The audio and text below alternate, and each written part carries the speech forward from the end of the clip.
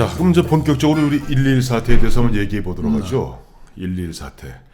저는 그 1.11 사태가 발생했을 그 무렵에, 터졌을 무렵에 이제 초등학교, 국민학교를 다니고 있었습니다만, 마침 사는 곳이 불광동이었어요. 여기 은평구, 그때는 서대문구였습니다만은. 그러면 북한군 침투 루트에서 꽤 가까운 곳이네요. 아니, 가까운 정도가 아니었죠. 왜냐하니까 그때 이 김신조 일당은 휴전선을 넘어서 지금 현재 우리 보면 북한산 둘레길 우이령 있지 않습니까? 파주 쪽으로 넘어오죠. 그렇죠. 그래서 그 파주 쪽으로 해서 우이령을 넘습니다.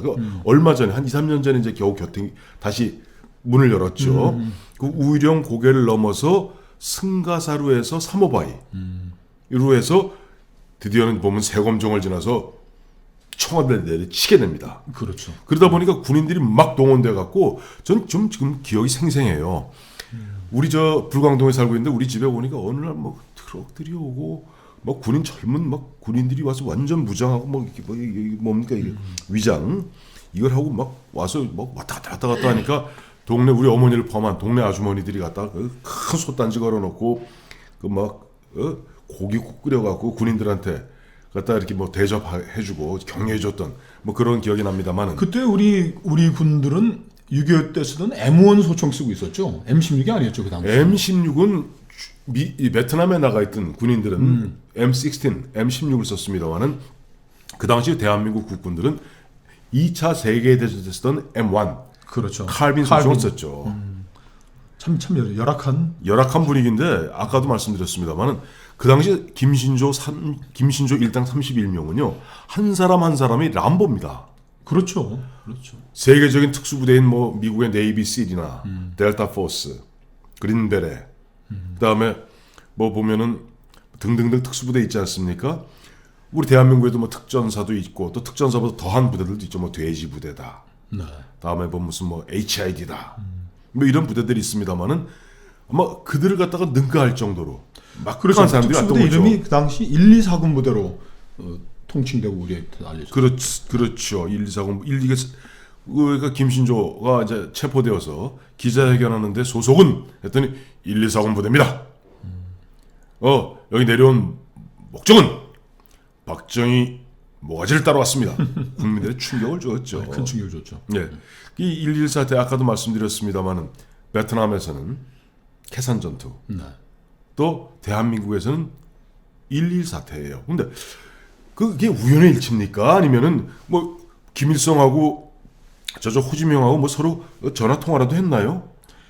그거는 뭐 최근에 이제 그 연구들 통해서 밝혀진 거지만 북한이 베트남전에 아주 깊숙이 개입을 했습니다. 예? 심리 전단도 보내고 공군도 보내고 육군도 보내고. 아니 무슨 말씀하시는 거예요? 베트남전에 참전한 것은 대한민국 군입니다. 맹호부대, 백마부대, 청룡부대, 십자성부대 등등 이 우리가 부대가 보면 그 당시 유명한 우리 저 최명신 장군 우리가 참전했지 북한이 무슨 참전해요? 북한군도 참전을 했었습니다. 제가 여기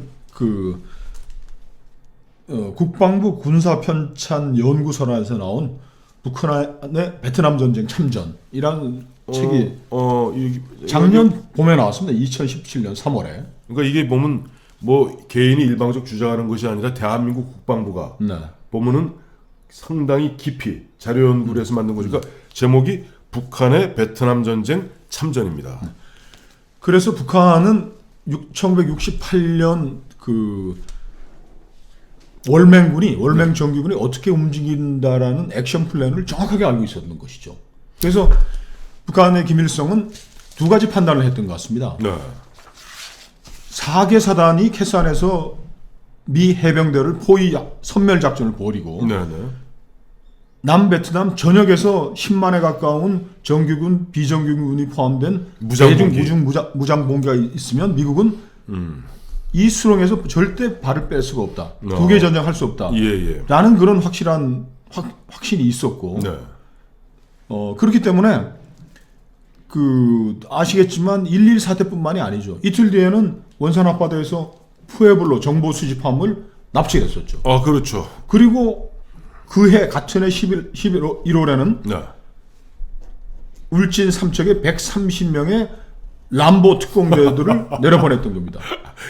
놀라지 마실 거는 그렇게 미국 푸에블로를 잡아놨다가 공격하고 1906 그 다음인 1969년 4월 15일 김일성 생일에는 미 정보 수집 정찰기를 미국 21을 동원해가지고 격추시켰지 않습니까? 저 기억나요. 그러니까 미국에 대해서도 예. 자 미국이 그 두 개의 전쟁을 할 수 없다면은 까짓거 미국도 한번 1대1로 붙어보겠다라는 그런 배짱으로 푸에블로 정보 수집 정찰기 납치 격추시키고 또 북한 정규군들을 파견해가지고 한번 부분 도발을 하지만 한국군이 응전한다면 전면전을 해보겠다는 그런 각오를 했던 것이죠. 김일성. 그 김일성으로 봐서는 그야말로 아까 말씀하신 대로 네. 여기 보이 있습니다만은 북한이 이미 그 당시에 베트남의 군사 고문단으로 고사포 부대, 네. 그다음에 전투기 조종사들 대거 참전해서 이미 정보 교류가 있었기 때문에 네. 아까 말씀하셨던 1월 21일 캐산 전투가 있을지 이미 알고 있었던 거고 이미 그렇죠. 알고 있었던 거죠. 그리고 구정공세로서 그야말로 미국이 꽉 발목이 잡힐 것을 알고 있었기 때문에 아까 말씀하셨던 우리 1.1 사태 김신조 부대 그 다음 날 푸에블로 납치 정보 수집한 푸에블로에서 한 80여 명의 미군 해군들을 갖다 한 11달 80명을 한 11개월 동안 억류하고 있었고 또 그 다음에 69년도에는 아까 4월 15일이라고 그러셨나요? 네. 김일성 생일이죠. 생일이죠. 생일날 보면 그때 저 기억나요. 이시 뭐 하는 그 비행기를 갖다가 격추해서 31명의 미군들 갖다가 그야말로 사망에 네. 이른바 죽게 만들고 이러한 것들이 결국 김일성 판단으로는 미국은 베트남에 발이 묶여서 꼼짝 못할 것이다. 근데 그거는 또 김일성의 예측이 맞았었죠. 네. 지금 동맹국인 대한민국 대통령 모가지를 따라왔다고 그러는 그 상황에서 네. 미국은 이 캐산 전투가 목숨을 건 디엔비엠프 전투에서 프랑스가 무너지고 저 인도차이나에서 발을 뺐듯이 항복했죠. 캐산이 프랑스가. 무너지면 미국도 거기에서 발을 뺄 수 없는 상황이니까 항복해야죠. 저 1.1 사태에 대한 도발에 대한 책임도 미국이 강하게 묻지 못했고 네. 푸에블로 끌려갔을 때도 캐산의 해병들을 살려야지 여기서 엔터프라이즈 함이 항공모함이 오기는 했지만 네네. 여기서 작전을 전개할 수 없었던 겁니다. 아. 그러니까 김일성은 자신감이 생겨서 울진 삼척에 130명의 정규군 특수부대를 그것도 파견했던 거죠. 그렇죠. 근데 130명 정도 특수부대 보내면은 뭐 됩니까? 글쎄 말이에요. 제가 가지고 있는 의문이기도 한데 과연 이 130명을 보낸 것 그래서 저희가 요 부대 제가 요 책자에 보니까 예. 1, 2, 4군 부대 예. 그 부대원들은 4개 대대 약 1,600명 정도였다고 돼 있습니다. 그러면 제가 갖는 의문은 첫째는 예. 왜 월맹과 남베트남 군사 조직인 베트콩은 전면적 봉기를 했는데 네. 더군다나 캐산에서는 4개 사단을 동원해서 하고 했는데 북한은 왜 이렇게 간보듯이 1.1 사태 때는 한 30명 네. 68년에 울진 사태는 뭐 뒷부분에 얘기하겠지만 그것도 120명 네. 과연 북한이 1,600명의 1, 2, 4군 부대를 그때 1.1 사태 때나 울진 삼척에 다 내려버렸다면 한국은 어땠을까? 왜 그런 이게 제한적으로 했는지에 대해서는 좀 의문이고 예. 이 사람들 보내서 뭘 하려고 그랬을까? 전 그 두 가지 의문은 제가 지금 그렇군요. 두 가지입니다. 저는 그래요. 우리가 보면 이런 얘기를 많이 하죠. 특수부대 31명이 와갖고 1, 2, 4군 부대 람보 31명이 와서 어떻게 보면 대한민국의 철통같이 방어를 하고 있는 가운데 청와대를 갖다 습격해서 박정희 대통령의 목을 딸 수 있었을까?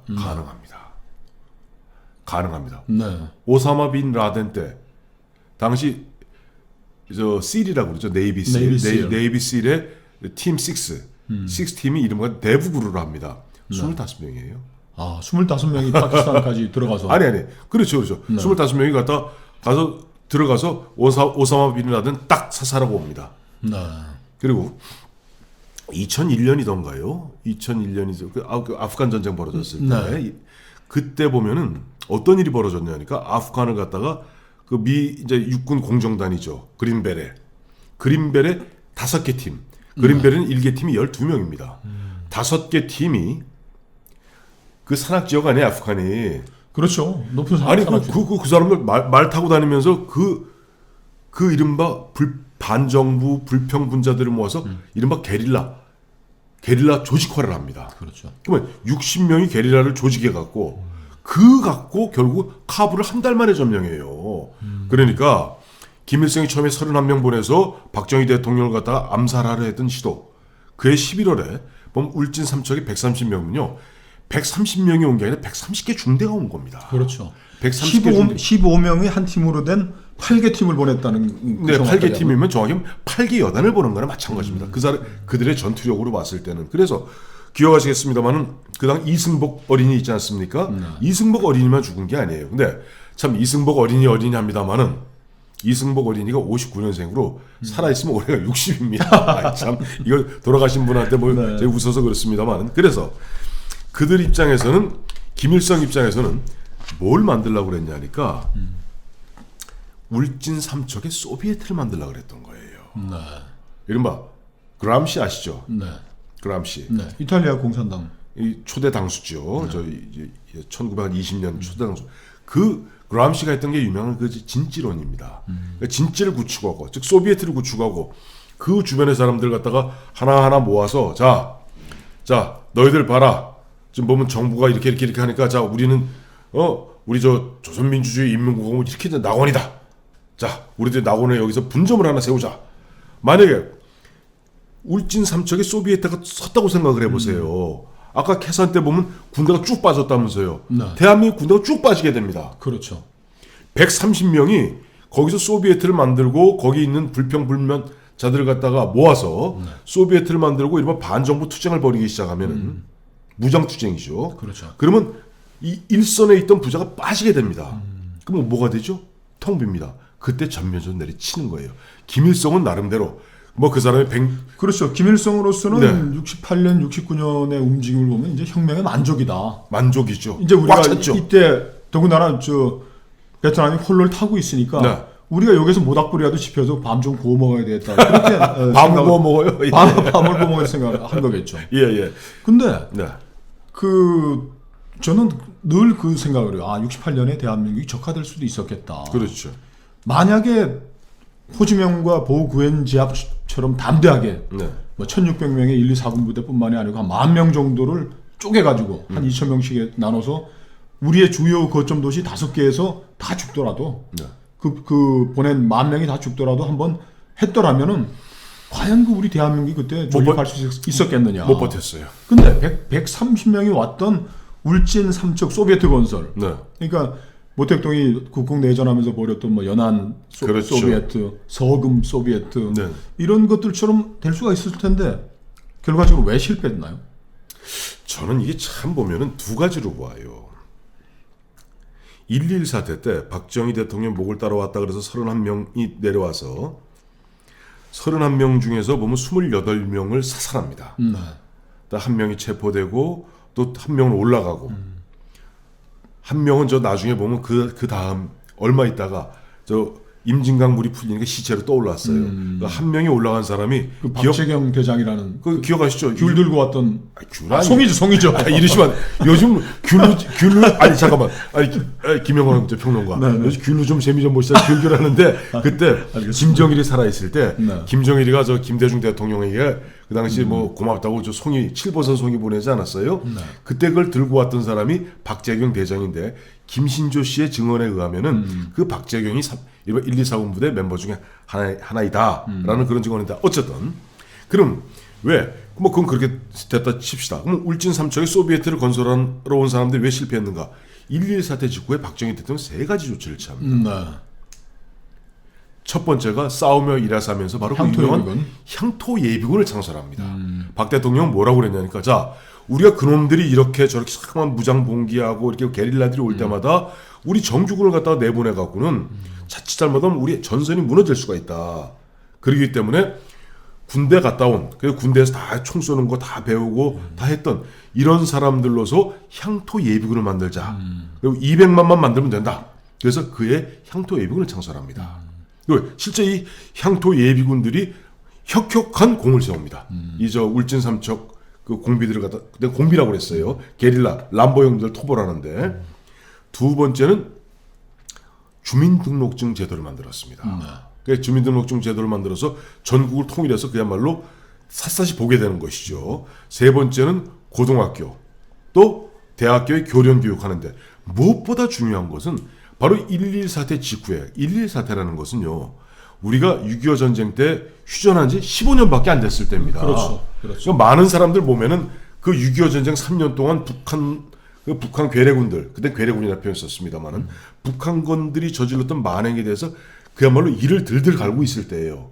그런 사람들 입장에서 북한에서 이랬을 겁니다. 와서 저 울진 삼척에 와서 자 우리는 김일성 수상이 인도하는 조선민주주의 인민공화국은 너희보다 2배 잘 산다. 그건 사실이었습니다. 그건 또 잘 살았어요. 북한이 우리보다. 북한도 잘 살았죠. 네. 아니, 경제적으로 우리보다 2배 잘 살았어요. 1인당 GNP가.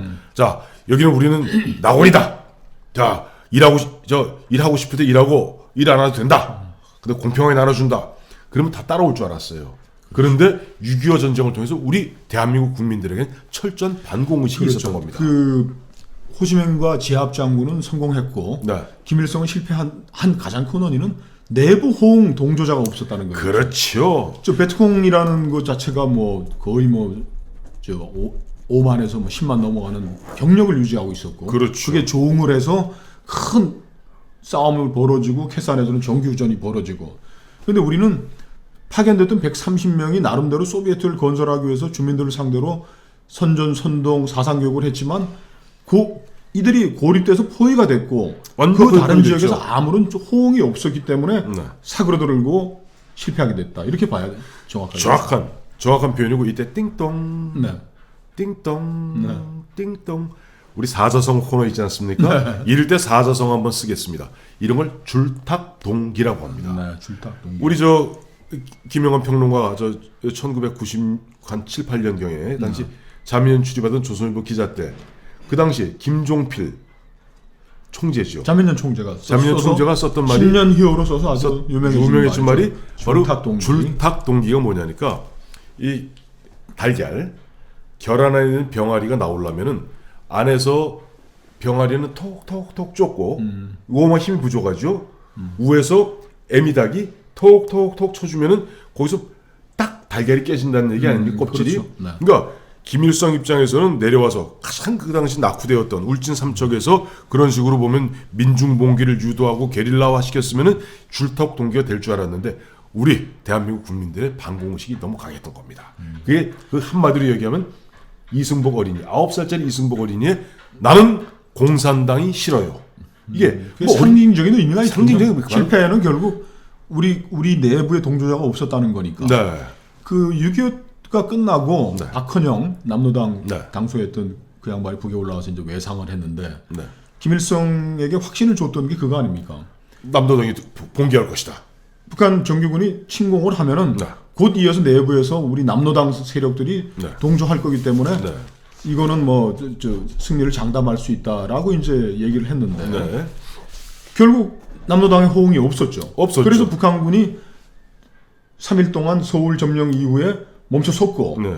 그리고 이제 전쟁의 뭐 방향이 틀려졌다 이런 판단을 한 건데 그래서 6.25 전쟁이 끝나고 김일성이 박헌영을 미 제국주의 앞잡이라는 혐의로 처형을 했던 거죠. 처형을 했죠. 두 개가 다 그런 맥락에서 또 이어지는 그런 그래. 상황이군요. 그 또 한 가지 있어요. 그 아까 1.21 사태 때 네. 사실은 이미 박정희 대통령 청와대 박정희 대통령은요.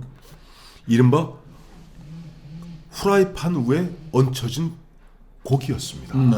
우리 흔히 이제 보면 뭐 상징적인 이런 표현 쓰면서 소단에 갇힌 물고기다, 생선이다. 네. 네.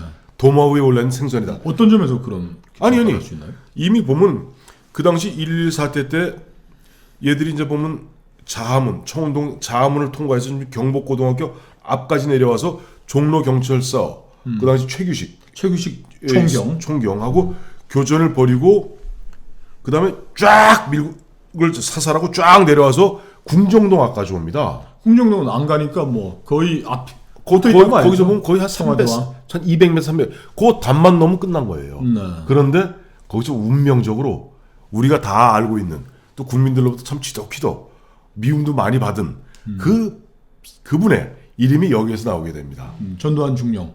전두환 중령. 그게 수도경비사령부 30대대 전두환 중령 얘기를 다음에 곧 이어서 한번 해보도록 하죠. 네, 그러시죠.